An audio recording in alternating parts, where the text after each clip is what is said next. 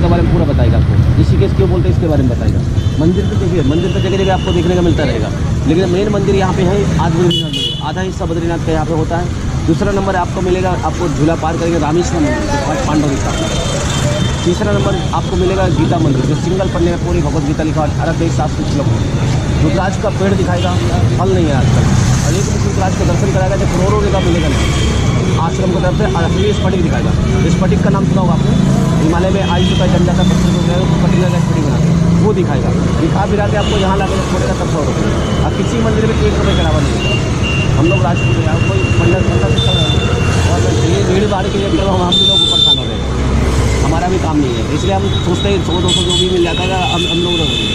आजकल काम तो है, 2-3 पार्टी मिलती है, तो इसलिए बढ़िया तरीके से घुमाना चाहते हैं आप। अच्छा लगे तो देना, अच्छा लगे कोई वजह नहीं। किसी मंदिर में 1 रुपये चढ़ावा नहीं है, लेकिन पूरी यमुनोत्री क्यों बोलते हैं, गंगोत्री क्यों बोलते हैं, बद्रीनाथ क्यों बोलते हैं, केदारनाथ क्यों बोलते हैं, पूरी स्टोरी और का माहौल पता चलेगा आपको ऋषिकेश है क्या है। अभी आपको उतना फीलिंग नहीं होगा, थोड़ा फीलिंग होगा सितंबर अक्टूबर में आइए। अक्टूबर के बाद नवंबर में आएंगे तो और बेटर रहेगा। कहीं भी आप स्टे लेंगे तो आपको हर चीज़ें सस्ती मिलेगी। अभी तो होटल तक का महंगा है, सस्ता मिलेगा। सेकंड नंबर आपको यहाँ पे घूमेंगे तो गंगा जी किनारे बैठ गए तो आपको इतना मछली दिखेगी कि सोच भी नहीं सकते आप। और यहाँ ये आप जहाँ चल रहे हो ना, ये पूरा क्षेत्र को ऋषिकेश बोलते हैं। और ऋषि मुनियों का तपोभूमि है ये पहले रोड नहीं होता था। ये पहले रहता था यहाँ से गंगा पार। आप आए हो यात्रा करने, पहले लोग आते हैं यात्रा करने। यात्रा मतलब जा रहे हैं तो वापस आने की कोई संभावना नहीं। बद्रीनाथ का है, केदारनाथ का है, किसी को नहीं पता। आज आप एक भी संत ढूंढोगे तो एक भी संत नहीं मिलेगा। आपने डोनेशन दोगे तो आशीर्वाद भी देगा, डोनेशन नहीं दोगे गाली देगा, क्योंकि पैसा ही सबसे बड़ा चीज़ है। असली संत तो ही है। अब इससे एक संत दिख भी जाता है, दूसरा संत नहीं दिखता। पहला संत दिखता है कौन? नागा, जो 12 साल में और 6 साल में निकलता है स्नान करने। इसलिए गंगा हमेशा पवित्र है। अभी आपने गंगा जल लिया ना, इस गंगा जल को ले जाने के बाद इसको अलग बोतल में रखना पड़ेगा, कांच की शीशी में रखना पड़ेगा, नहीं प्लास्टिक का स्मेल आएगा। इस समय गंगा जल जैसा पवित्र कोई पवित्र नहीं है, क्योंकि आयुर्वेदिक मेडिसिन पहाड़ों में जल सबसे पहला नंबर ऋषि मुनियों लोग यहाँ पे तप करते हैं। ध्यान करते हुए गंगा जी किनारे बैठ गए। ध्यान करते करते गंगा का दर्शन नहीं मिलता था। 2013 में आपने देखी यह है कि केदारनाथ में विस्फोट क्यों है। लोग नॉनवेज खाते थे, ड्रिंक करते थे, भगवान ने पूरा तांडव कर दिया। इस रोड पर चल रहे हैं, तो वही यहाँ का वातावरण चेंज हो गया। पहले आज से जो 20-25 साल पहले था ना, जो लेकिन क्या तक किसी होटल में नहीं मिलता था। आज आप जाइए बड़े बड़े होटलों में रुकोगे, आप जहाँ पे स्टे लेंगे तो उसमें आपको चिकन मटन सब मिलता है। तो वो सिस्टम धीरे धीरे अलग होता चला जा रहा है। अभी इसके बगल में भाई सब है किसका, वो भी नेता लोग। यहाँ का लोगों ने बहुत, तो इसलिए कभी आइए ऋषिकेश ना, तो ऋषि मुनि लोग ध्यान करते थे, शरीर पूरा मट्टी हो जाता था। ये केस कभी गलता नहीं है, उस केस के नाम से ऋषि केस नाम दिया। ये तपोभूमि है। आपने बहुत अच्छा परिश्रम करा। 90% इस समय टूरिस्ट हरिद्वार से वापस चला जा रहा है, ऋषिकेश नहीं आ पा रहा है। क्यों? और एक तो ये कांवड़ वाले चल रहे हैं उसके कारण। सेकंड नंबर, जिसने बहुत अच्छा पुण्य करा वो ऋषिकेश में चलन उसका आ रहा है। आप वैकुंठ में चल रहे हो। हरिद्वार का मतलब नहीं है, हरिद्वार असली नाम नहीं है, माया नगरी बोला जाता है। योग नगरी या माया नगरी बोला जाता है। तो वहाँ भगवान विष्णु का चरण पड़ जाता है। जब गंगा की धरती पे आई थी ना, ऋषिकेश होके गई थी, तो वहाँ पे 7 ऋषियों ने बैठ कर तप कर रहे थे। तो गंगा माँ ने वहाँ पे बोला, प्रार्थना करा कि मेरे को मार्ग बताइए ना, छोड़िए, मेरा मार्ग में बैठे हो आप। तो 7 ऋषियों ने बोला कि मेरी एक शर्त है, आप जिधर 7 पाठों में बटना पड़ेगा। तो हर की पेड़ी ब्रह्मकुंड जिसको बोलते हैं ना, जहाँ पे आरती होती है, वहाँ पे 7 धाराएं थी। मेन गंगा तो इधर है, जो रोड के इस साइड में, लेकिन वहाँ 7 ऋषि बोला जाता है। इसलिए 7 तारे जो देखते हैं 7 ऋषि का नाम दिया है। और वहाँ पे 7 धारा में एक ऋषि ने बोला था कि वापस जाएंगे आप, जिधर आ रहे हो उधर ही वापस जाओ। तो वो कनखल के पास जाएंगे, शिव का ससुराल है। शिव का असली ससुराल जो है वो कनखल है, दक्ष जी का मंदिर है। और पार्वती माता सती हुई तो ऐसे लेके शरीर को खड़े हुए हैं। तो हरिद्वार से 5 किलोमीटर आगे, तो उसको बोलते हैं हरि मीन से विष्णु, पैड़ी मीन से पैर, पैर पड़ने से हर की पैड़ी नाम दिया है। तो हरि का द्वार तब से बनाया गया है। और उस द्वार पे खड़े हो आप, घर के बाहर खड़े हो आप, आपने घर के अंदर आ गए ना, ऋषिकेश में आ गए। आपने बद्री केदार नहीं यात्रा करा होगा तो बहुत जल्दी आप यात्रा करने के लिए भी आओगे आप, क्योंकि जब वैकुंठ में चल रहे हैं ना तो ऊपर वाला बहुत स्पीड से बुलाता है, लेकिन कहते हैं 3 धाम यात्रा पहले नहीं चेक करिए। जो असली जानकार होता है ना वो 3 धाम पहले यात्रा करता है। एक धाम है ये, ओनली एक धाम है ये, बद्रीनाथ बराबर मोक्ष का दरवाजा है। पहले जाइए आप रामेश्वरम चले जाइए या जगन्नाथ जी चले जाइए या द्वारकाधीश चले जाइए, ये तीनों पहले कर लो। लास्ट में बद्रीनाथ जाओगे ना आपका जो भी हृदय की मनोकामना है वो पूर्ण हो जाएगा। आपका हृदय अपने आप ही खुशी से भर जाएगा, जो चाहते हैं वो मिलेगा। लेकिन वो लोग जाते हैं बद्रीनाथ से पहले जो एक जगह पड़ता है जोशी मठ, जिसपे जगत गुरु संज्ञान ने 4 मठ बनाया, द्वारकाधीश, जगन्नाथपुरी, रामेश्वरम और आपका बद्रीनाथ, ये 4 मठ हैं। 4 मठों में सबसे बड़ा मठ माना गया वहाँ जोशी मठ। तो वहीं से 6 महीने मठ बंद हो जाएगा ना, आप जाओगे वहाँ पे जोशी मठ में साक्षात भगवान बद्रीनाथ का दर्शन होगा आपको। नरसिंह भगवान का मंदिर रहेगा, क्या वो मंदिर बंद हो जाता है बद्रीनाथ का। 6 महीने के लिए बंद हो गए, 6 महीने के बाद जब खुलता है ना तो वहीं से रथ जाता है, रथ यात्रा होता है पैदल का। तो हनुमान चक्की एक जगह आता है, आपने सुना होगा बूढ़े हनुमान जी ने भीम से परीक्षा लेने लगे थे ना, तो बूढ़े का सीन लगा तो वो पूछ को उठाना था, तो वही हनुमान चक्की बुलाया था। और वहाँ से मात्र 15 किलोमीटर आगे जाएंगे तो आपका बद्रीनाथ। ये राम झूला क्यों आया है? अभी 2 मीटर यहाँ पे मंदिर पे, तो मैं आपको बहुत अच्छा बताऊँगा। नहीं, उसका नाम क्यों गिरा? राम झूले का नाम नहीं है, असली नाम लक्ष्मण झूले का है। आप वीडियो बनाना वहाँ पे आके।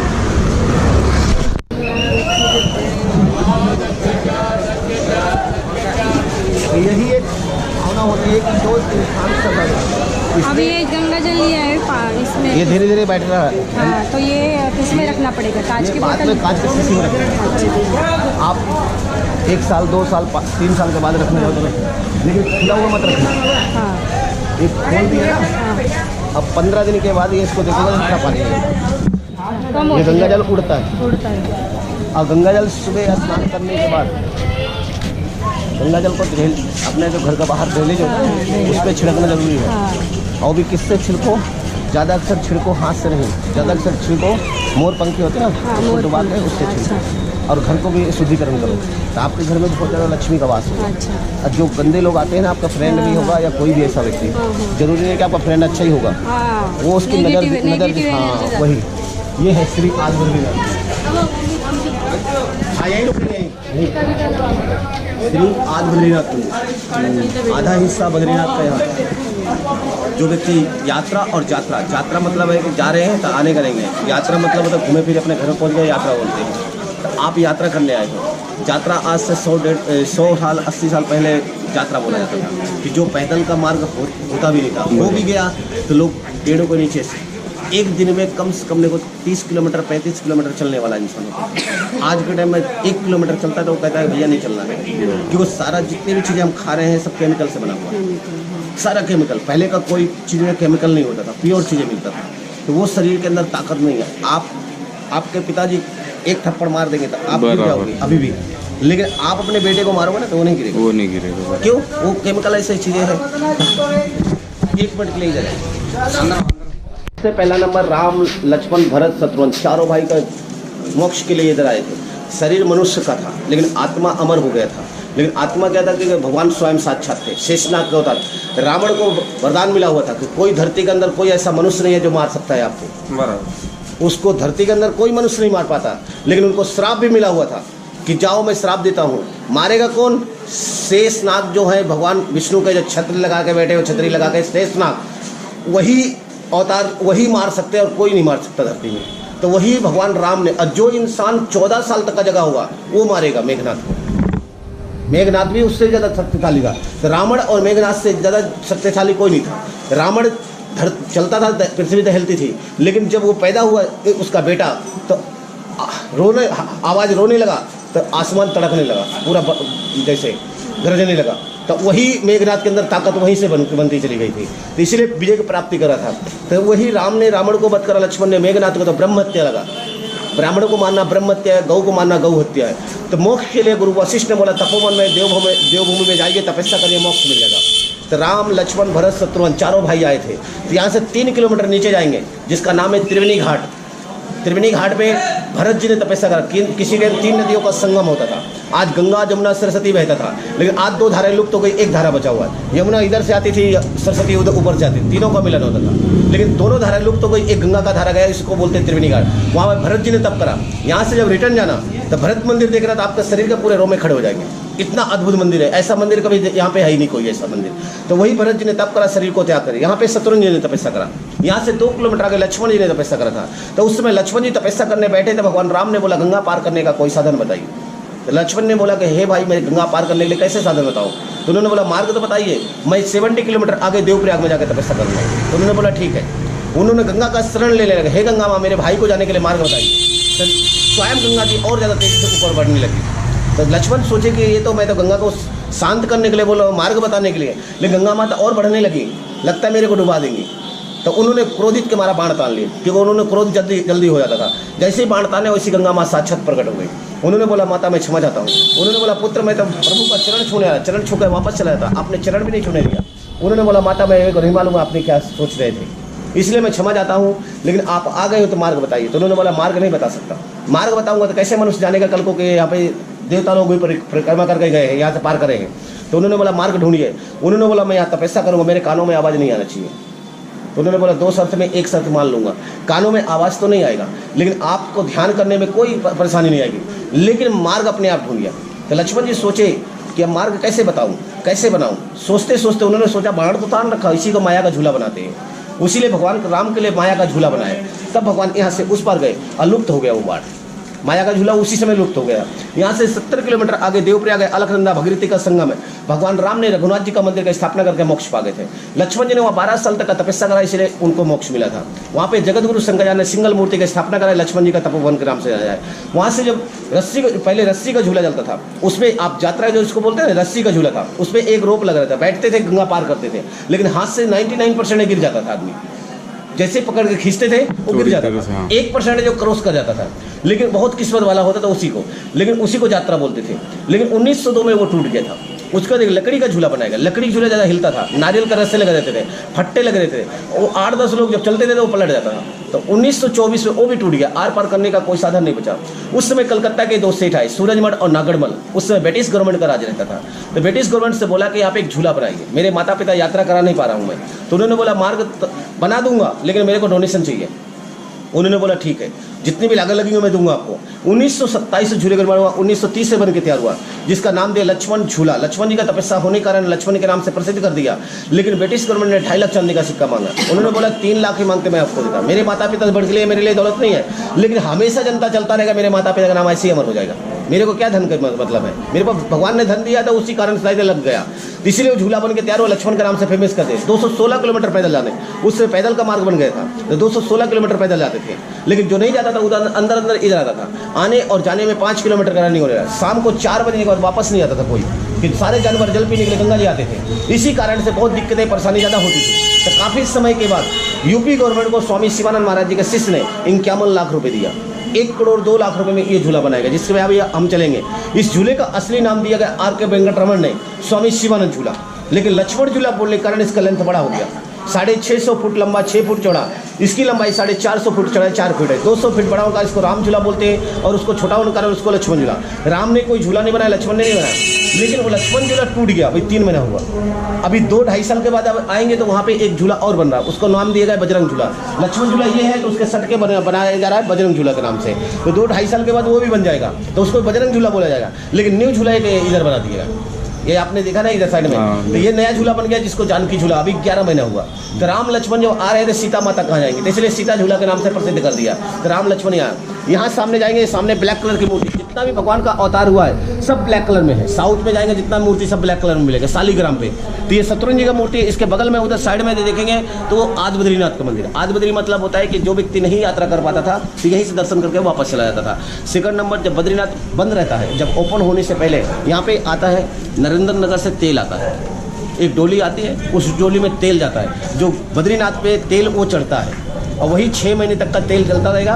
लेकिन 6 महीने के बाद इतने तेल डालते हैं, इतना बड़ा दीपक है, उसमें तेल डाल देंगे और तेल डालने के बाद छोड़ देंगे और बंद कर देंगे, पट बंद कर देंगे। 6 महीने बाद जब ओपन करेंगे तो वो जलता हुआ दीपक मिलता है, वो कभी खत्म नहीं होता तेल।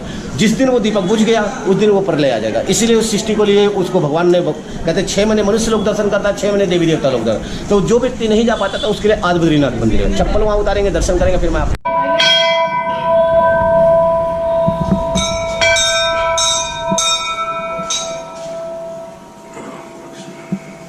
बद्रीनाथ। लेकिन कोई ऐसे लोग पढ़े तो ऋषिकेश वाले के बाद उन्होंने सब कुछ सबसे ज़्यादा यात्रा। लेकिन यात्रा में जानते क्या, महाराष्ट्र में कर भी लिया था, जो बुकिंग करा रखा था पहले ही बुकिंग करा लिया था, उसने कर लिया। पास बुकिंग करा रखा था उसने कर लिया। जिसने यहाँ पे आ गया बुकिंग नहीं करा रखा था, वो 10 दिन 15 दिन रुकना पड़ेगा, तब उसके बाद पास बनेगा, तब जाओगे। तो बहुत से तो यहीं से वापस चलेगा। इसको बोलते राम झूला भी और स्वामी शिवानंद झूला भी। पहले स्वामी शिवानंद झूला, फिर राम झूला बोला जाता है। 1 करोड़ 2 लाख रुपए की लागत थी। लक्ष्मण झूला उधर है, वो कोने में है, ऊंची बिल्डिंग देख रहे हैं ना, वो लास्ट वाला मंदिर, वही है लक्ष्मण झूला। फोटो खींचना और आगे आइए, अच्छा व्यू आएगा। बम बम बोले।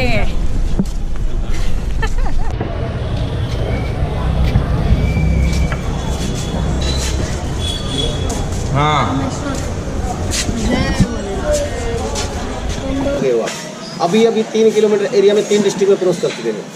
तीसरा डिस्ट्रिक्ट में बैठ गए हो। ऋषिकेश टाउन आया था, देहरादून डिस्ट्रिक्ट में थे आप। मुनि की रेती टेहरी डिस्ट्रिक्ट में भी चल रहे थे आप। स्वर्ग आश्रम पौड़ी में आप बैठ गए हो। ये आधा ब्रिज को क्रॉस करते ही आपने डिस्ट्रिक्ट भी चल कर लिया। इस जगह को स्वर्ग इसलिए बोलते हैं कि 5 पांडवों ने स्वर्ग जाने के लिए श्री कृष्ण भगवान से पूछा, हमने पाप करा है लेकिन हमें स्वर्ग चाहिए प्रभु। तो उन्होंने बोला गौ हत्या, ब्रह्म हत्या, प्राण, सारा पाप लगा, स्वर्ग कहाँ मिलेगा आपको। उन्होंने बोला मार्ग बताइए, मैं चला जाऊँगा। तो उन्होंने बोला मार्ग बता देता हूँ मैं। रावण ने कहा था मैं स्वर्ग में सीढ़ी लगाऊंगा, कल के चक्कर मारा गया, कल कभी उसका आया नहीं। वो भी स्वर्गरोणी माउंटेन से बोला था, आखिरी छोरे स्वर्गरोणी माउंटेन, वहाँ पहुँच जाना आपको स्वर्ग मिल जाएगा।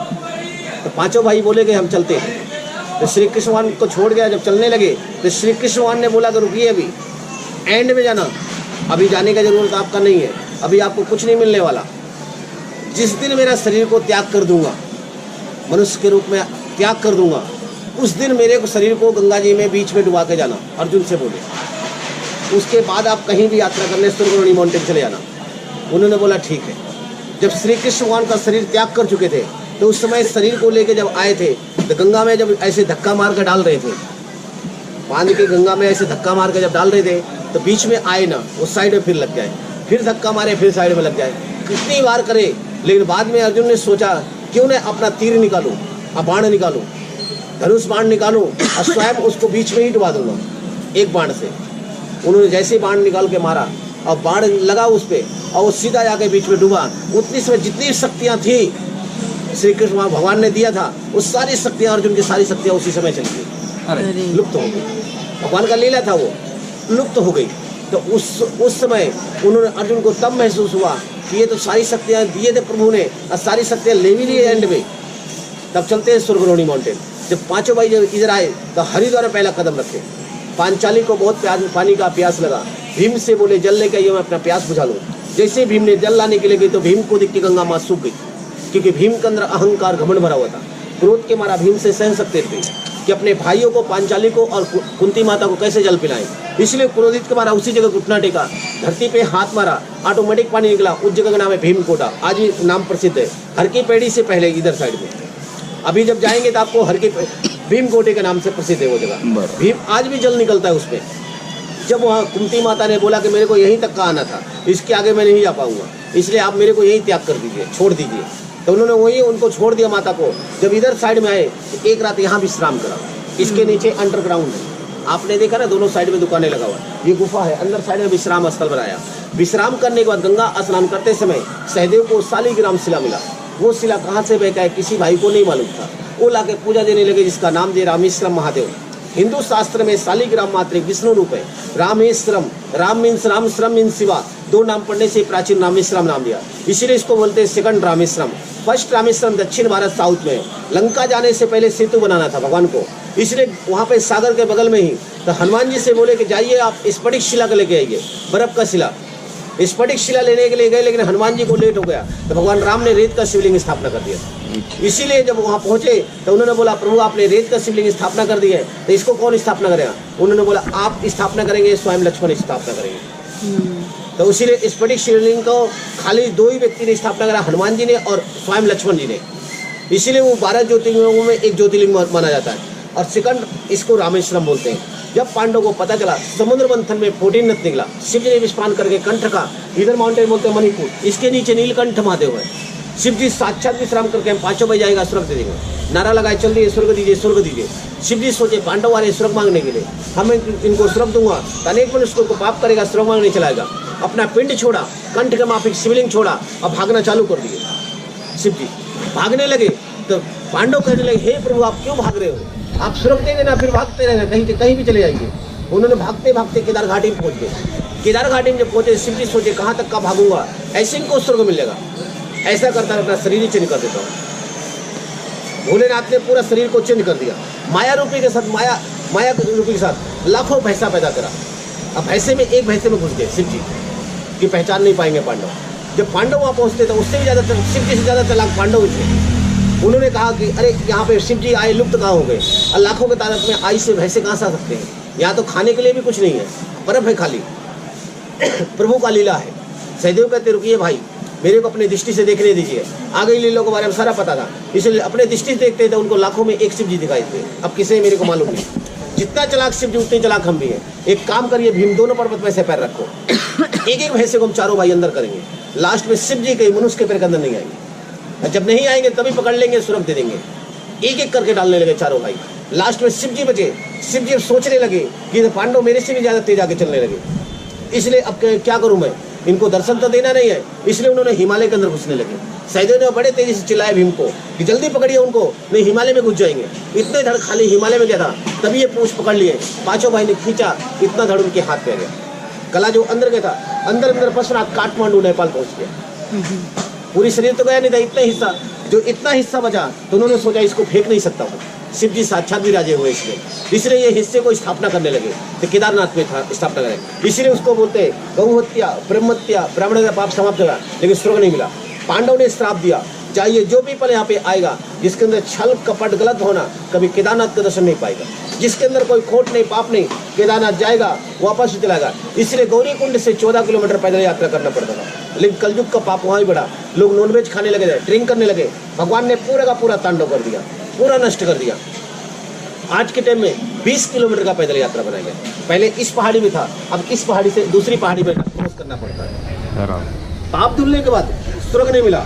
जितना आप जाएंगे फर्स्ट नंबर देखेंगे चारों तरफ ऐसे पांडव खड़े हुए हैं, चारों तरफ पांडव खड़े हुए, पांचाली साथ में है, लेकिन ईंट पत्थर का जितना लकड़ी के देखेंगे सब पांडव को स्थापना करा हुआ। जितना ईंट पत्थर का देखेंगे सब वेद व्यास जी ने स्थापना करा। उसके बाद जगत गुरु शंकर जाना वहाँ पे समाधि था, लेकिन केदारनाथ के जो बाढ़ आया था वो सब समाधि वादी सब खत्म हो गया, तो वहाँ पे केदारनाथ वो समाधि स्थल माना गया। तो उसके पाप धुलने का स्वर्ग नहीं मिला, तो एक एक करके हिमालय पे चलने लगे। बद्रीनाथ कभी जाएंगे तो बद्रीनाथ में नर और नारायण शिला है। नर शिला में आपकी गाड़ी लगेगी, नारायण शिला में आप जाके मंदिर में दर्शन करेंगे, बद्रीनाथ साक्षात बैठे हुए। तो वहीं जाने के लिए वहाँ से जब आगे गए तो 6 किलोमीटर आगे माणा गाँव है, लक्ष्मी नारायण के माता श्री रहती है, तो वहीं पे सरस्वती धारा निकलता है 1/2 किलोमीटर का रेंज में। कहाँ से मेरे आया, कहाँ आते ही अलकनंदा में मिक्स हो जाता है। लेकिन केदारनाथ बद्रीनाथ के मंदिर पे रहेंगे, कानों में आवाज़ किसका आएगा, सरस्वती धारा का, इतना साउंड है। लेकिन उन्होंने सोचा, भीम ने सोचा मैं तो पार कर जाऊंगा, लेकिन अन्य भाई तो मेरे पार नहीं कर पाएंगे, इसलिए बहुत बड़ा पत्थर का शिला लेके आए। शिला लगाते समय उतना पानी था, सरस्वती धारा बहुत ऊपर थी, इतना पानी में, तो उन्होंने जैसे लगाते समय उनका पैर फिसल गया था, तो आज भी घुटने का निशान अभी भी पड़ा हुआ है। जैसे आप ब्रिज को पार करेंगे, पत्थर का ब्रिज है, पार करके जब गौर से देखेंगे नीचे साइड में, तो आज भी वो निशान पूरा दिखाई देता है पैर का, काफ़ी रेंज तक का है, यहाँ से लेके वहाँ तक का रेंज है उनका पैर का निशान, वो घुटने का निशान। तो वो उसी को जब क्रॉसिंग करने लगे तो पांचाली उसमें बहने लगी, जैसे बहने लगी भीम अर्जुन पकड़ने की कोशिश करे, उसी सरस्वती में समा गए। उनका लास्ट पॉइंट वहीं तक का था। लेकिन 3 भाई जब बचे तो इंद्रलोक से स्वयं इंद्र ने भेष बदल कर कुत्ते के रूप में आया, भैरव जिसको बोलते हैं, मार्ग बताते हुए चलने लगे कि हम जिधर से बोल रहे हैं उधर से चलना, स्वर्गवाणी माउंटेन पहुंच जाओगे। जो व्यक्ति नहीं देखा और पलट के पीछे देखा वो व्यक्ति आ नहीं सकता। तो उन्होंने बोला ठीक है। तीनों भाई जब चलने लगे तो आगे गए, एक भाई ने सोचा मेरे भाई आ रहे कि नहीं आ रहे, पीछे मालूम नहीं किस बात का पलटे, और वो जैसे ही पलटे वहीं लुप्त हो गए, उसी के अंदर आइस में चले गए। आगे गए और तीसरा चौथा भाई भी चला गया। पांचवा जब धर्मराज कहीं देखा नहीं था, वो कुत्ते का मार्ग से चलता गया, निशान पड़ता गया, वो उसी से गया। पुक्ष में बनाया स्वर्गवाणी जब माउंटेन पहुंच गए तो उनका एक अंगूठा गल गया।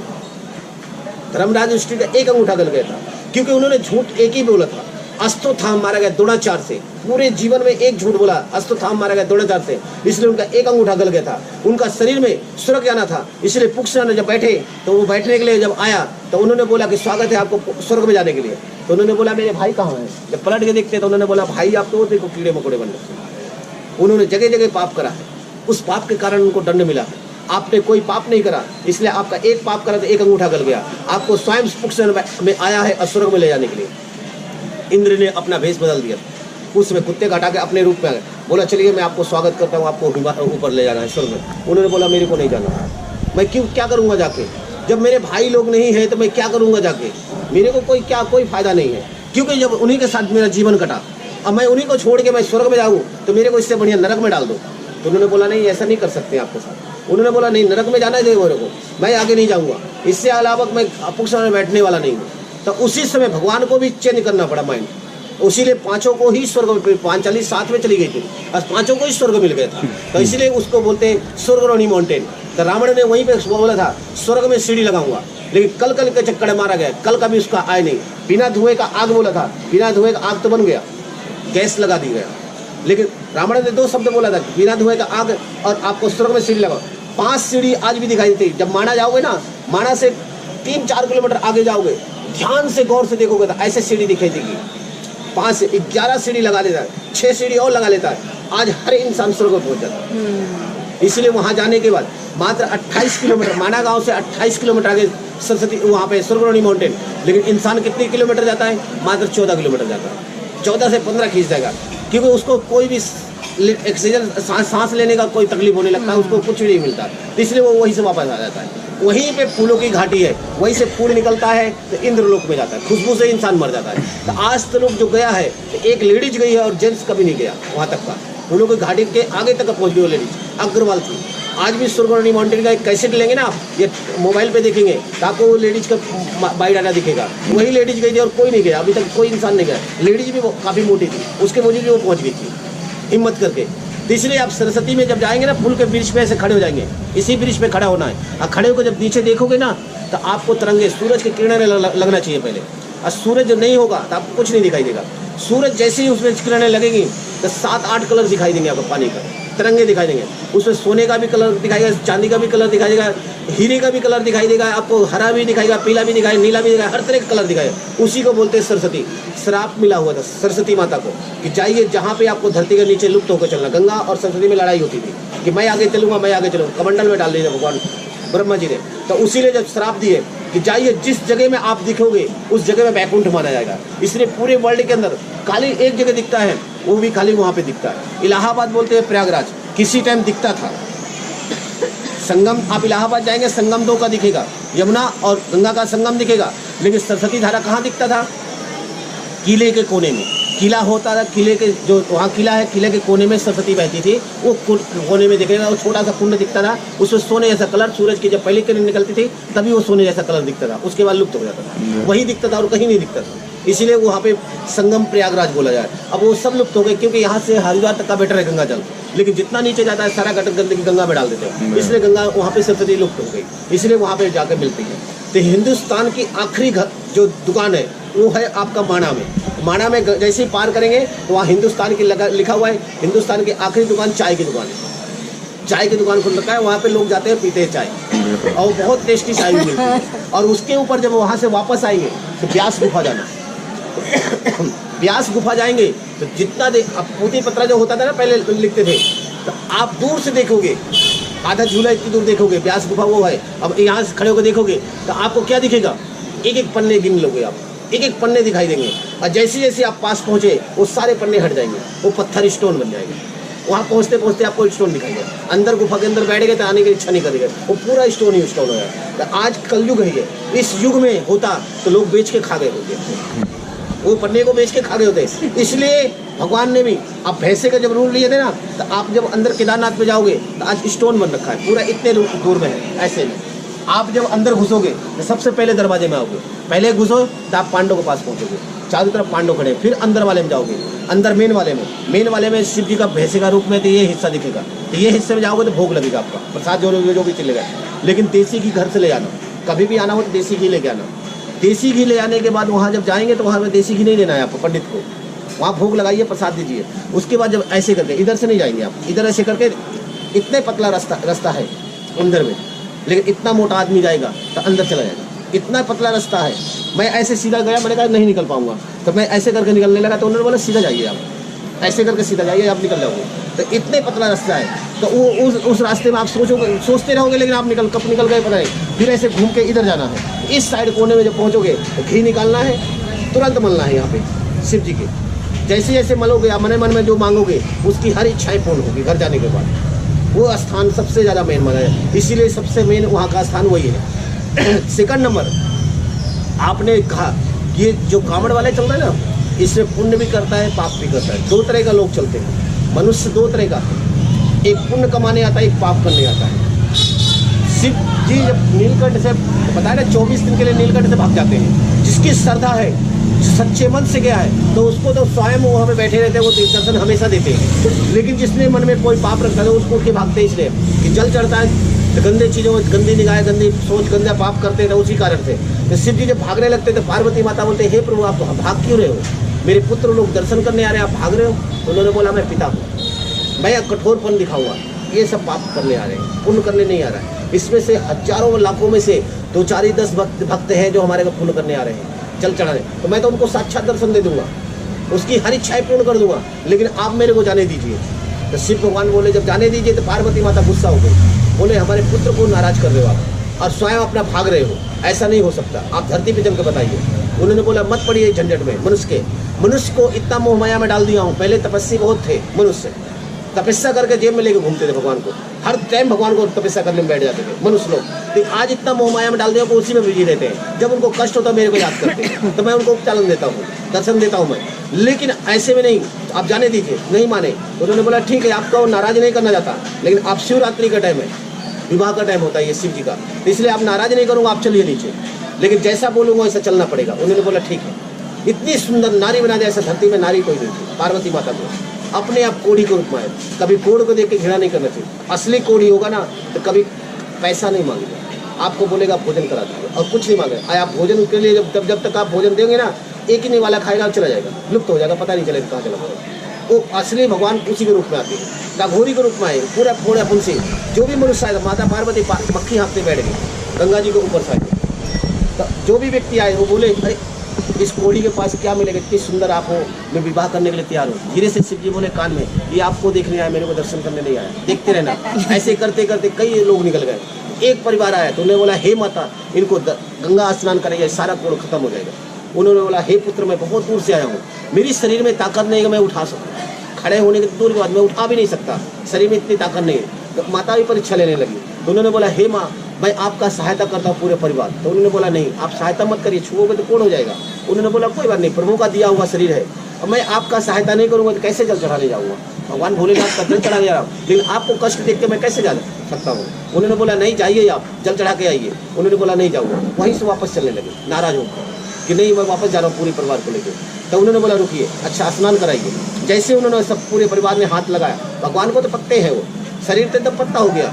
जैसे ही हाथ लगाए, डुबकी मारा, अपने रूप में भगवान आए और सबको तो बंद, नजर दृष्टि से बंद कर दिए, लेकिन उसी व्यक्ति को दिखा जो व्यक्ति परिवार उनका स्नान कराया।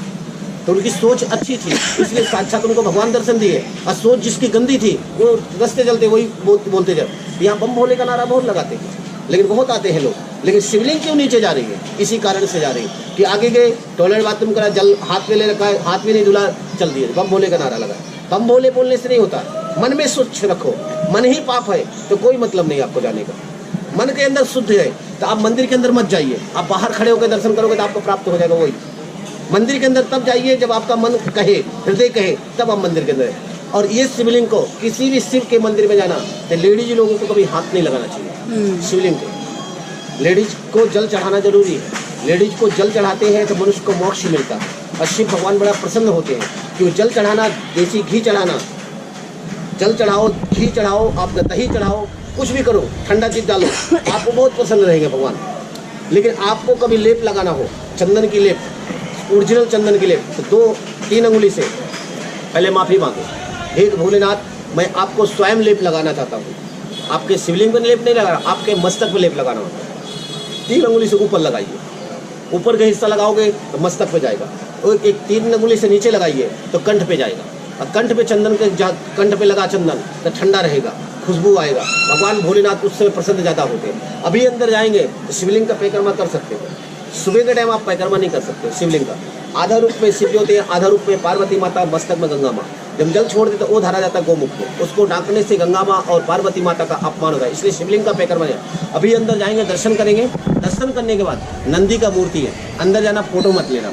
अंदर जाएंगे, नंदी का मूर्ति, एक कान उनका बंद करना, एक कान में कोई भी मनोकामना मांगते हैं मन में रखते हैं, उसकी हर इच्छाएं घर जाने के बाद पूर्ण होता है। भोलेनाथ पार्वती कहना उतना नहीं मानते। जब ध्यान करने बैठ गए ना तो भोलेनाथ पार्वती कितना भी कोशिश कर ले जगाने के लिए तो जगेंगे नहीं। लेकिन उन्होंने नंदी महाराज ने बोला कि हे प्रभु आप, मैं तो बैठा रहूँगा आपके पास, इंतजार करो कब आप उठ गए, मैं तो बैठा रहूँगा, और जैसे ही आप उठेंगे वैसे मैं आपके पास पहुँच जाऊँगा।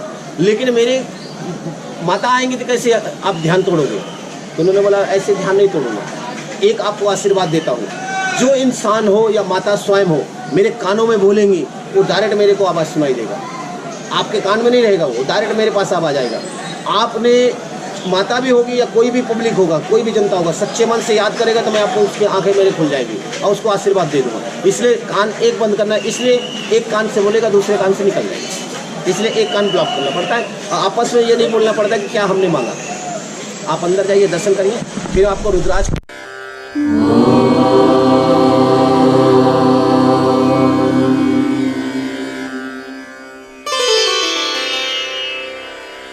वक्रतुंड महाकाय सूर्यकोटि समप्रभ निर्विघ्नं कुरु मे देव सर्वकार्येषु सर्वदा। आप एक आश्रम और मंदिर बनाते रहना।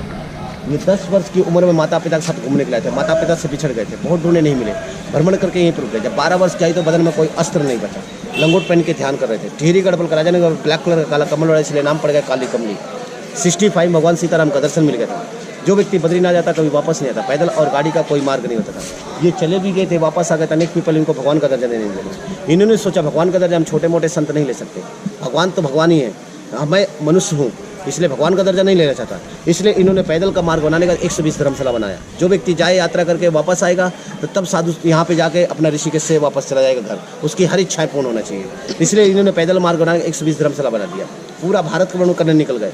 वापस जब 118 वर्ष 8 वर्ष की आयु में अनेक धर्मशाला आश्रम कुटिया बनवाते समय इनकी आयु 118 वर्ष की। इन्होंने सोचा मेरी मौत तो मेरे सामने दिखाई दे रही, मैं अब अमर होना चाहता हूँ, जीवित समाधि लेना चाहता हूँ, लेकिन मेरा कोई शिष्य नहीं है, मैं अब किसके नाम पर सौंपूँ? मेरे को शिष्य बनाने का टाइम नहीं मिला, मेरी 120 वर्ष की उम्र ज़्यादा नहीं है, इसलिए मैं जीवित समाधि लेना चाहता हूँ। तो उन्होंने सोचा कि एक काम करता हूँ, बिरला जी का एंटर पर डाल देता हूँ। तो उन्होंने बुलाया, बिरला जी को आशीर्वाद दिया कि ज़िंदगी में जिस चीज़ में हाथ डालोगे सोना बनता चला जाएगा, इतनी ऊंचाई पे जाओगे पूरा वर्ल्ड का लोग जानेगा। लेकिन मैं एक शर्त है, आश्रम और मंदिर बनाते रहना, कभी कोई चीज़ को कमी नहीं पड़ेगा। जिस दिन आश्रम मंदिर बनाना बंद कर दे, जो कुछ है वो लुप्त हो जाएगा। ये मेरा आशीर्वाद है। तो बिरला काली कमली पूरा भारत के अंदर बनता है। उनका मंदिर आश्रम कभी बंद नहीं होता काम। जिस दिन काम बंद हो गया उस दिन खत्म हो जाएगा वो। इसलिए इन्होंने जीवित समाधि लिया। कहते हैं जो भी इंसान यहाँ पे आता है सच्चे मन से हृदय से मनोकामना मांगता है, उसकी मनोकामना आज ही पूर्ण होती है। मैं इन चीज़ों का भी विश्वास नहीं करता हूँ। मेरे सामने ऐसा कुछ हुआ नहीं था, मेरी इतनी उम्र नहीं है कि मैं उनको देखा था। लेकिन मैं आज से 11 साल पहले एक टूरिस्ट घुमाया था, तमिलनाडु था, 4 फैक्ट्री के मालिक था। उनने बोला बेटा मेरे पास सब कुछ होने के बाद कुछ नहीं है, मैं चाहता हूँ कि मेरे पास सब कुछ रहे, तो इसलिए संतान ही नहीं है। 27 साल मैरिड हो गए। तो मैंने बोला मान के जाओ आपकी मनोकामना पूर्ण हो जाएगी। इनको आशीर्वाद लगा था कि भगवान से आशीर्वाद यही था कि जब भी ये किसी को आशीर्वाद देते थे लेडीज़ को ज़्यादा देते थे, लेकिन कभी पैर नहीं छूने देते, दूर बोलते दूर रहिए आप। एकदम दूर रहिए, मेरे पास मत आना। जेंट्स तो एकदम ऐसे पास में हो जाती है, लेकिन लेडीज़ को एकदम दूर में रखते थे, तो बोलते थे मेरे पास मत आना, तो आप लोग होते हो भावनुक, तुरंत पैर छूने लगोगे, मना करते करते पैर छू लोगे, तो जितना सिद्ध प्राप्त रहेगा सब आपकी तरफ, सब आपकी तरफ। तो इसलिए मैं चाहता नहीं हूँ, तो इसलिए उनको आशीर्वाद देते थे कि जाइए आपको संतान अवश्य होगा। तो मैंने ऐसे मुँह से बोल दिया, तो उन्होंने बोला बेटा मैं आपको बहुत कुछ दे के आऊँगा। मैंने कुछ नहीं होने आपका, क्यों मेरे को लालच दे रहे हो? भगवान करे आपकी इच्छा पूर्ण है, पता नहीं मिलता नहीं मिलता, मांग के 2 साल रिटर्न आने को तो बच्चा लेकर, तब उस समय मैं अपने घर जा रखा। तो यहाँ के लोगों से पता चला कि वो आदमी आपको खोज रहा है, तो उस दिन से मैं मानने लगा मानो तो गंगा, ना मानो तो बहता पानी, मानो तो भगवान, ना मानो तो पत्थर तो वही है। तो इसलिए आज भी इनके नाम से साल में एक बार जुलूस निकलता है यहाँ पे, तो पूरा यहाँ पे चक्कर काटता है। हर महात्मा लोग, हरिद्वार ऋषिकेश जितने भी हैं सारे महात्मा लोग आते हैं, यहाँ भंडारा चलता है, तो इसलिए डेकोरेशन पूरा अच्छी तरह हो जाता है। तो इसलिए ये सामने अंदर नहीं चढ़ेंगे, किसी भी सिद्ध पुरुष के ऊपर कहीं पैर नहीं रखा जाता, कहीं भी खड़े होकर आप दर्शन कर सकते हो। वो सीताराम का मूर्ति है, उनको सीताराम का दर्शन मिला था उनको। किसी टाइम पहले यहाँ गंगा बहती थी, ये सीढ़ी लगा हुआ ना, ये गंगा का धारा का सीढ़ी लगा हुआ है, यहाँ तक का बहती, धीरे धीरे सिमटते समय। आप कभी आना नवंबर में, देखना नीचे नवंबर में, तो आप नीचे जब देखोगे ना बीच झूले के नीचे तो इतना पानी मिलेगा। अभी तो आपको बहुत ज़्यादा दिख रहा है ना कि बहुत गहरा होगा, ऐसा कुछ नहीं। 2013 में जब घटना हुआ था ना केदारनाथ वाला, फ्लड आया था, तो उस समय फ्लड के कारण इसमें 2 व्हीलर 4 व्हीलर और आपको डेड बॉडी इसमें कुछ दिखाई नहीं दे रहा था। लकड़ी इतना ज़्यादा आया था कि इलाहाबाद तक पहुँच गया डेड बॉडी। लेकिन आप त्रिवेणी घाट के उधर जंगल जो है उधर देखते तो वो पूरे का पूरा डेड बॉडी लटकी हुई थी, इतने ज़्यादा डेड बॉडी आई थी। तो उसी कारण से मलबे वो जो आए ऊपर से तो वो जम गए नीचे, तो इसीलिए वो गहराई नहीं हो गया, वो गहराई कम हो गया। गहराई उस झूले उस कोने के साइड में, उधर अंदर साइड में पूरी काली पहाड़ी बोलते हैं उसको, वहाँ पे घाट नहीं है, इसलिए वहाँ पे कोई नहा नहीं सकता। इसलिए फोर्स वहाँ पे पानी का लेकिन जाता है। राफ्टिंग करने आते तो वहाँ गोल गोल घूमता है, घूमर रह जाता। क्यों घूमर है कि जो बड़े बड़े संत लोग जो होते थे तो उनको वो लिख के दे देते कि मेरे जल समाधि देना, मेरे शरीर को मछली खा लेगा, इसलिए वहाँ जल समाधि देते हैं। इसलिए राफ्टिंग करके जो आते हैं ना वहाँ कूदते हैं रिवर में, तो उनको लगता है कि कुछ चुम्बक का जैसा खींच रहा है, लेकिन वो उनको कोई फर्क नहीं पड़ता। कारण क्या, जैकेट लगा रहता है, इसलिए कोई फर्क नहीं पड़ता। इसलिए रिवर राफ्टिंग यहाँ से 16 किलोमीटर ऊपर जाएंगे, रिवर में एंजॉय करते करते यहाँ लास्ट में आएंगे, 3 घंटे का टाइम लगता है। आप ये दर्शन करके मैं चलता हूँ, आपको इनका रियल स्थान दिखाता हूँ, जो आपका मूर्ति तो ही है, लेकिन उनका फोटो दिखाता हूँ। और सेकंड नंबर, 1 मुखी से लेके 36 मुखी तक का रुद्राक्ष पहन रखे थे, उनको गुरु ने दिया था। जब तक का आपके गले में रहेगा, 24 मुखी से लेकर 36 मुखी रुद्राक्ष विषैले होते थे। जितना भी सांप बिच्छू काटता था उनके शरीर में कुछ असर नहीं करता था, विष नहीं फैलता था, तो उसी को रुद्राक्ष को धारण कर लेते थे। तो वो सीन देखने का रुकना है, रुकोगे वहाँ पे, नाइट रुकोगे, सुबह जब उठोगे, नहाओगे, धोगे, फ्रेश होगे, या नहीं नहाना है आपको, नहाना है तो नहा लीजिए, नहीं नहाना चाहिए, नहाना नहीं चाहिए, बिना नहाए जाना चाहिए। कपड़े ले लो बस, पहले कपड़े उठाओ, 1 सेट कपड़ा लो, वहाँ जाकर स्नान करना है। लेकिन आपको कुछ भी खाना नहीं है, चाय भी नहीं पीना, सीधा व्रत रख के जाना है। 6 किलोमीटर जाए घोड़ा करो, चाहे पैदल चले जाओ, सुबह सुबह चले जाओ, वहाँ जाके तप्त कुंड है, तप्त कुंड में स्नान करना है आपको। एक लेडीज के लिए अलग होता है, जेंट्स के लिए अलग होता है।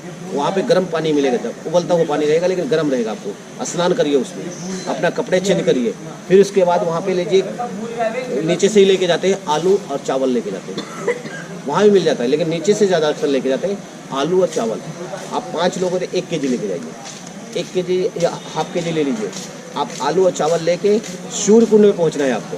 और एक तावल अंगोछा लीजिए, तावल में कॉटन का तावल होना चाहिए, उसी में आलू और राइस दोनों एक साथ डाल दीजिए, धो के डालने के बाद तप्त कुंड में डाल दीजिए, सूर्य कुंड में। जैसे उसमें सूर्य कुंड में डालेंगे, 5 मिनट बाद निकालेंगे तो वो पक्के तैयार हो जाएगा, 5 मिनट में पक्के तैयार हो जाएगा। और वही तैयार होने के बाद उसको अभी खाना नहीं है आपको, उसको सीधा लेके जाना है यमुना माता के मंदिर के पास। मंदिर में जाकर वही भोग लगेगा आपको, उसी राइस और आलू का ही भोग लगता है वहाँ पे, यमुना माता करती है। उसको भोग लगाने के बाद जब वो वापस आते हैं तो बैठ के आप आधा खा लीजिए, इतना छोड़ के सब खा लीजिए। आप इतने छोड़ दीजिए, इतना छोड़िए कब, अलग रख दीजिए उसको, जूठा नहीं होना चाहिए। और उसके बाद उसको ले जाना है आपको घर, वो ख़राब नहीं होगा, उसको ले जाना है घर। घर ले जाने के बाद जहाँ आपका भंडारा है अन्न का, उसमें थोड़ा थोड़ा डाल दीजिए।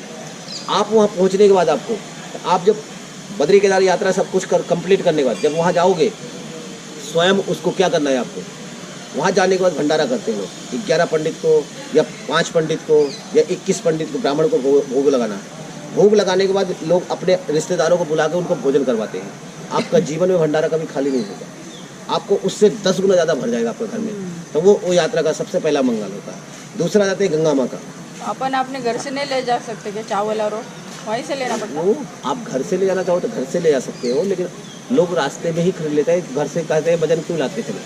फिर उसके बाद आप यमुनोत्री जाते हो तो जो इंसान अपने पूर्व का पिंड दान कराना, पूर्व का जो पिंड दान कराना ना, तो भागीरथी राजा सगर के 60,000 पुत्र जब भस्म कर दिए थे ना, तो उस राजा भगीरथी ने तपस्या करके धरती पे गंगा को लेके आया था। और गंगा को लाने के बाद वो अपने पूर्व को उद्धार कराने के लिए लेके आया था। और उद्धार पूर्व कैसे हुए, जब जैसे जैसे आए तो वहाँ गंगा को लेके जा रहे थे, तो इसीलिए उनको पूर्व उद्धार करने के लिए तो वहाँ पिंड दान होता है।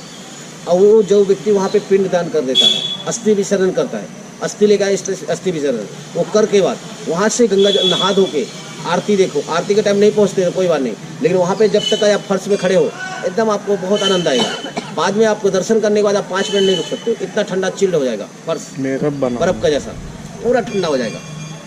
फिर उसके बाद उसको दर्शन करने के बाद वहाँ दर्शन कर लिए और वहाँ से गंगा जल नहीं लेके आए, कुछ नहीं लेके आए आप, वो सबसे मेन गंगा जल होता है। केदारनाथ जाते हो तो घी का स्थान है, बद्रीनाथ जाते हो तो बद्रीनाथ में क्या चल रहे हैं आपको, प्रसाद के रूप में एक माला लेना पड़ेगा आपको। नर और नारायण वास करते हैं उस माला में, लक्ष्मी नारायण स्वयं है, कुबेर भी उसमें है, तो उसको माला को लेना है। तुलसी का माला, प्योर तुलसी का माला कहीं नहीं मिलता, आप नीचे कहीं भी आपको नहीं मिलेगा, ऊपर जाएंगे वहीं मिलेगा। वो जैसे ही आप पकड़ोगे माला ना तो खुशबू से भर जाएगा आपका शरीर, पूरा खुशबू में एकदम हो जाएगा। वही तुलसी वो मिलती है, जड़ से उखाड़ के उसको माला बनाते हैं, तो वही कलियाँ भी रहेंगे उसमें। उसको ले जाएंगे आप रावल जी को देंगे, केरल के रावल जी होते पुजारी वहाँ पर, वो देंगे उसको, तो उनको वो चढ़ा देंगे मंदिर पे, भगवान की मूर्ति पे चढ़ा देंगे। चढ़ाने के बाद उनको जो पुरानी मूर्ति तुलसी है वो आपको तोड़ के आधा दे देंगे आपको, आप घर ले जाइए। तो वही आप बाहर निकलने बाद जो चलाक होता है तो वो बाहर निकलता है, तो प्रसाद तो जो मिला तो मिला, उसको तो अंदर धर दिया, लेकिन अलग से एक माला खरीद लेता है। माला खरीदने के बाद उसको ले जाता है साफ सुथरे जगह में रख लेगा और उसको ले जाएगा घर में ले जाएगा कॉटन के कपड़े में सुखा के, और उसको गमले में डाल दो मिट्टी डाल के। शायद तुलसी खिल गई तो आपका स्वयं जितने भी उसके अंदर मूर्ति है बद्रीनाथ में, सारी मूर्तियाँ आपके घर में आके वास कर दी। नर और नारायण स्वयं वास करेंगे और लक्ष्मी नारायण भी वास करेंगे, कुबेर भी वास करता है, लेकिन हर किसी के हाथ का वो खिलता नहीं तुलसी, जो सच्चे मन से ज़्यादा उसी का खिलता है, तो वो तुलसी को सबसे मेन मन। तो सूरज कहते हैं किसी भी व्यक्ति को आप तुलसी खिल गई तो किसी व्यक्ति को बाहर के लोगों को तोड़ने मत दो, उसका हाथ लगते ही वो तुलसी नष्ट हो जाएगी। आपके स्वरूप में निकला है वो तुलसी, तो आप ही उसको तोड़ के किसी को देना तो आप दीजिए, नहीं उसे जल्दी देना नहीं चाहिए किसी को, और तुलसी दे दीजिए लेकिन उसको मत दीजिए। तो इसलिए उसको स्वयं उसका वास होता है। और उसके बाद जब जोशीमठ में जाएंगे, जब बद्रीनाथ 4 धाम यात्रा करके जब रिटर्न आना है जोशीमठ में जाके नरसिंह भगवान का मंदिर दर्शन करना। नरसिंह भगवान के पास जाते हैं तो वहाँ पे दर्शन नहीं पाते हो तो कुछ नहीं आपने दर्शन पाया, क्योंकि आपने बद्रीनाथ का कुछ भी दर्शन नहीं करा। वो नरसिंह भगवान का दर्शन करना बहुत जरूरी है। रिटर्न आने के बाद या जाते समय नहीं करते, लेकिन लौट के आते समय जैसे ही आपने दर्शन करने पहुँचे, दर्शन करोगे, दर्शन करके जब बाहर निकलना तो पहाड़ों का सीनरी खींचता है लोग। जब पहाड़ों का सीनरी खींचोगे तो उसको गौर से उस पहाड़ को देखना, इस साइड ये पहाड़ का ये कोने में देखना, तो उसको बोलते हैं हेलीफेंस। हाथी का पूरा आकार दिखेगा आपको, पूरा पूंछ, पैर, दोनों पैर, हाथ, आपका ये पीठ, ये पूरा आकार, ये ऐसे आएगा गला, ये आएगा कान आएगा, सूंड ऐसे करके ऐसे निकला हुआ, दांत भी निकला हुआ है। तो वो एक इतना है, एक इतना दांत, वो भी दिखेगा आपको। इधर घूम के इस साइड में चले गए तो उसको पूरा ऊपर का माउंटेन एरिया दिखेगा, पूरा माउंटेन एरिया, तो उसको देखोगे लेडीज फिंगर बोलते हैं, लेडीज फिंगर, तो पूरा आकार लेडीज के जैसा दिखेगा। तो उसके पहले बाल दिखेगा, फिर मस्तक दिखेगा, फिर नाक दिखेगा, ओंठ दिखेगा, हाथ दिखेगा, शरीर पूरा आएगा। गर्भ में बच्चा था ऐसे करके वो लेट रखी है, सीधा ऐसे सीधे में ऐसे लेटी हुई है, वो सीध दिखेगा, फिर पूरा आकार पैर का दिखेगा। लेकिन शाम के टाइम जब देखोगे, दिन के टाइम जाते समय देखोगे, लेकिन शाम के टाइम रिटर्न आके देखोगे तो ये आकार दिखेगा, ये हिस्सा पैर का हिस्सा नहीं दिखेगा, फिर ये आकार फिर इधर साइड में आ जाएगा, वो दोनों साइड में ये शरीर का आकार दिखेगा। लेकिन गौर से उसको देखो तो उसका गर्भ का बच्चा ऐसे से हिलता है, ध्यान से देखोगे तो हर किसी को नहीं दिखता, लेकिन दिखेगा वो जो गौर से ध्यान है उसी में लगा के देखा तो आपको ऐसे से हिलता है, वो ध्यान करने, वो 2 चीज़ देखने लायक होता है। इसीलिए लोग जाते हैं वहाँ वीडियो बनाते हैं पूरा। वो नरसिंह भगवान का साक्षात कहते हैं दर्शन वहीं मिलता है, उसका ही वैकुंठ मिला है। अभी आप यहाँ चलेंगे, आपको चलना है तो ऊपर चलेंगे, काली कमली की तरह यह समाधि है, वो वहाँ का स्थान है। नहीं तो आपको नहीं चलना है तो यहाँ से वापस चलेंगे तो आपको यहाँ का 2 चीज़ बहुत खास होता है। एक तो एक मुख रुद्राक्ष दर्शन कराऊंगा, 1 करोड़ विधि का मिलेगा नहीं। पहले 3 व्यक्ति पास था, प्राइम मिनिस्टर इंदिरा गांधी 108 दाने का पूरी माला पहनती थी, घटना होने से पहले उनके गले में नहीं था, उनका कोई कुछ बिगाड़ नहीं था। उनके गार्डों को पता था कि जब गले से माला हटा के तब स्नान करने जाती थी, स्नान करके जब निकलती थी तो श्रृंगार करके तभी उनके गले में पड़ा रहता था। तो वो रुद्राक्ष उनके गले में नहीं था, उनके गार्डों ने गोली मार दी थी। आज कहाँ गया वो किसी को नहीं मारा। बॉम्बे के अंदर बाल ठाकरे जब तक का जीवित थे तब तक का उनके गले में एक मुख रुद्राक्ष पड़ा हुआ है। उनके दुश्मन बहुत थे लेकिन उनको कोई कुछ बिगाड़ नहीं पाया। शत्रु उनके बहुत थे, इतने शत्रु थे कि कभी भी चाहते थे मार दूं, लेकिन उनका कोई कुछ नहीं हुआ। एक नंबर हिंदूवास थे, इसलिए उनका कोई कुछ बिगाड़ने साक्षात शिव जी रक्षा करते थे।